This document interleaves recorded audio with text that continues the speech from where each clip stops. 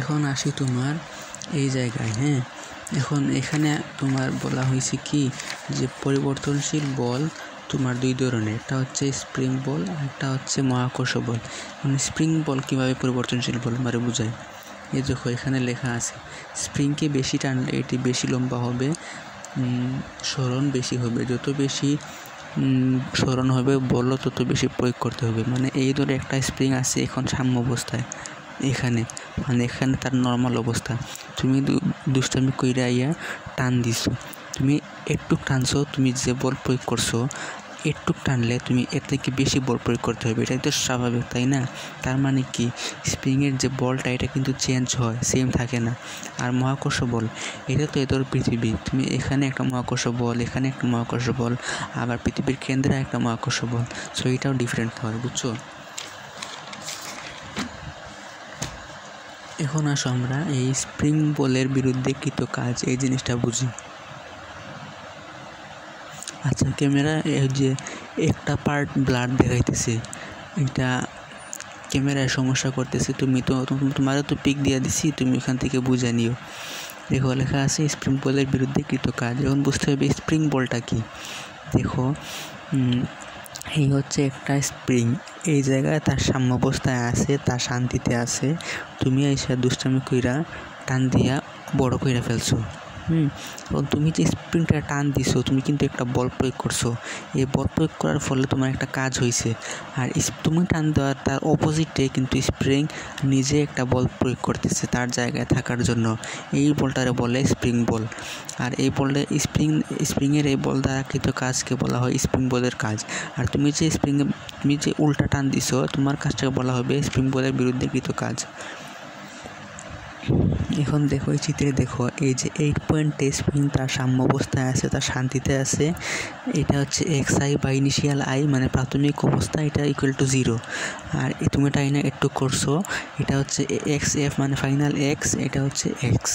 এখন দেখো x I F বা এই যে এক্স জিনিসটা আসলে কি স্প্রিংয়ের ক্ষেত্রে এক্স মানে হচ্ছে সরণ, আর এই সরণের মানে হচ্ছে যে স্প্রিংয়ের সাম্য অবস্থা থেকে স্প্রিংয়ের দূরত্বকে এক্স বলা হয় স্প্রিংয়ের ক্ষেত্রে। এখন দেখো এক্স আই ইকুয়াল টু 0, তার মানে কি স্প্রিংয়ের সাম্য অবস্থা যা, স্প্রিংয়ের অবস্থাও তা, এর জন্য 0। আর এক্স এফ মানে এক্স, তার মানে কি স্প্রিংয়ের সাম্য অবস্থা থেকে এটুকু দূরত্ব হচ্ছে এক্স, এর জন্য এক্স ইকুয়াল টু এক্স। এখন বলছে এই যে এফ এর জন্য কৃত কাজ, মানে স্প্রিংয়ের অপোজিটে তুমি যে টানটা দিছো, যে বলটা দিছো এফ, এই এফ এর জন্য কৃত কাজটা বের করতে হবে। তোমরা তো এতক্ষণ বুঝাইলাম যে এটা তোমার চেঞ্জ হয় বলটা, পরিবর্তনশীল বল স্প্রিংয়ের বল, এই যে এজন্য এটাকে ইন্টিগ্রেশনের মাধ্যমে এখন করতে হবে।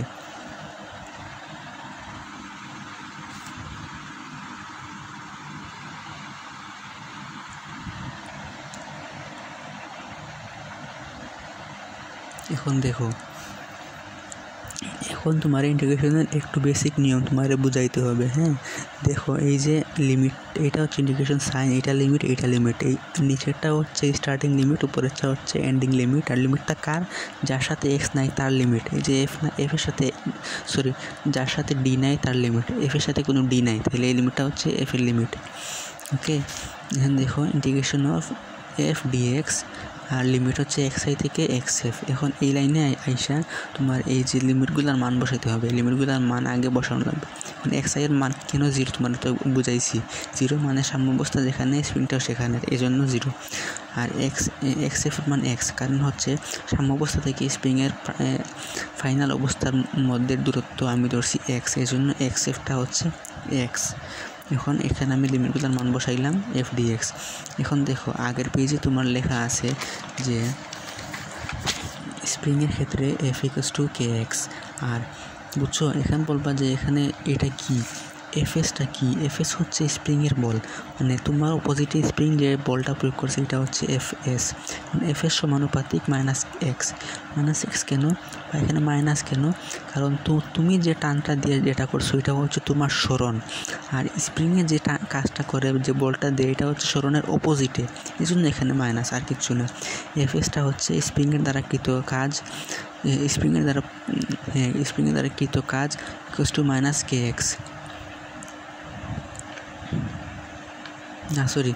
এফএসটা হচ্ছে স্প্রিংয়ের দ্বারা কৃত বল, হ্যাঁ, এটা হচ্ছে -kx, কারণ তুমি যেদিকে টানবা তার অপোজিটে স্প্রিংয়ের বলটা হয়, জন্য -kx। আর তোমার কৃত কাজ হচ্ছে F হচ্ছে kx, এটা হচ্ছে তোমার কৃত কাজ, তুমি যে কাজ করছো এই দিকে টাইনা, আর তোমার উল্টা দিকে টাইনা যে স্প্রিং যে কাজ করছে এটা হচ্ছে Fs = -kx, কারণ তোমার উল্টার দিকে কাজটা। এখন তোমার কাজ যে kx এটা তো বুঝাইলাম, kx এখানে লিমিটের মান বসে ফেলছি, শেষ। এখন তোমার জানতে হবে যে ইন্টিগ্রেশনের বেসিক একটা সূত্র, ইন্টিগ্রেশনের বেসিক সূত্রটা আমি বুঝাই। Integration of x dx equals two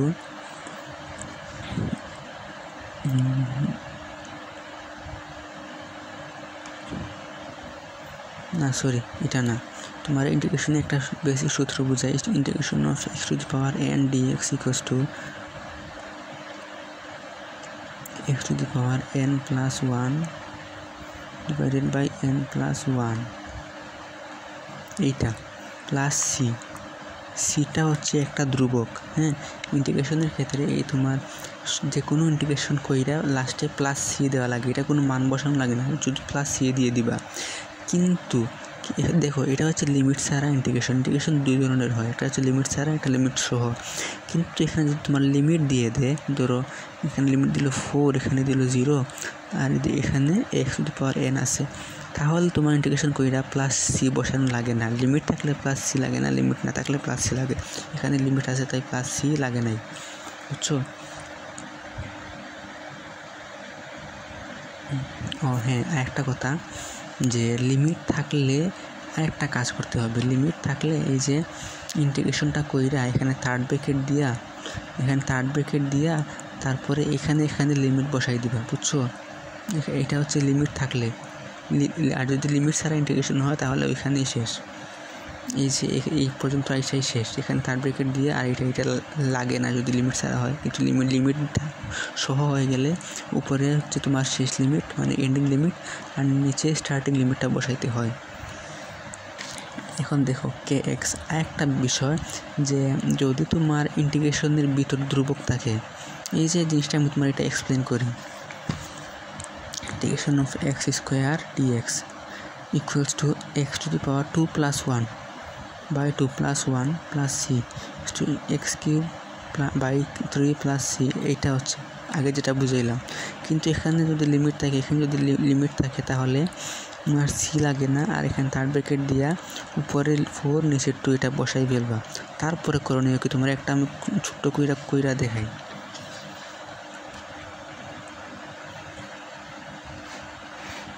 এই দেখো x² dx integration 4 2 equals to x³ by 3, এর থার্ড ব্র্যাকেট দিবা, উপরে স্টার্টিং এন্ডিং লিমিট, নিচে স্টার্টিং লিমিট, +c দেওয়া লাগবে না কারণ লিমিট দেওয়া আছে। তারপরে কাজ কি, এই যে লিমিটটা না, এই যে এইটা এই তোমার আগে যে বুঝাইলাম যেটার সাথে d নাই ওইটার লিমিট। এখানে এই x এর সাথে d আছে, তাইলে এটা না, এটার সাথে d নাই, তাহলে এটার লিমিট। এখন এখানে এই জিনিসটা সরাবো কেমনে? সরানোর কারণ উপায় হচ্ছে এইটা হচ্ছে এইটার লিমিট, 4 আর 2 হচ্ছে x² লিমিট মানে x এর লিমিট, তাইলে x এর জায়গায় 4 আর 2 বসাই ফেলতে হবে। যেমন পরবর্তী স্টেপে এই যে 4টা বসাইতে হবে, এখানে 4³ মাইনাস দেওয়া লাগবে, minus ending limit, sorry starting limit, starting limit মানে নিচেরটা ডিভাইডেড বাই 3, তারপরে এটা যা হয় তারপরে এটা বসাইয়া শেষ। সরি এখানে 2 না 3, মানে x এর জায়গায় প্রথমে এন্ডিং লিমিট দিবা, মানে এই যে x এর জায়গায় প্রথমে এন্ডিং লিমিট মানে প্রথমেই এন্ডিং লিমিট, তারপরে স্টার্টিং লিমিট মানে এখানে, আর বাকি সব সেম থাকবে, শুধু x এর মান বসাইবো আর কি, মানে শুধু x এর মানটা আমরা বসাবো। এই দেখো x এর মান প্রথমে বসাইছি উপরেরটা, তারপরে বসাইছি নিচেরটা, এখানে x³, এখানে x এর মানের উপরে কিউব, মানের উপরে কিউব, মাঝখানে মাইনাস, আর এটা তো ধ্রুব, এটা কোনো নড়াচড়া করা যাবে না। এখানে সেম কাজ করা হয়েছে।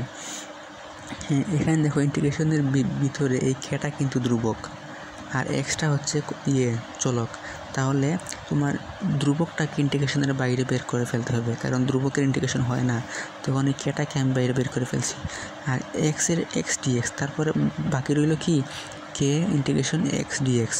এখন এক্সের এক্স ডিএক্স ইন্টিগ্রেশন কি, এখানে দেখো এক্সের পাওয়ার কি 1 না 1, তাহলে এক্স টু দি পাওয়ার 1 + 1/1 + 1 মানে x²/2 যেহেতু লিমিট আছে তারপর তাহলে থার্ড ব্র্যাকেট দেবো।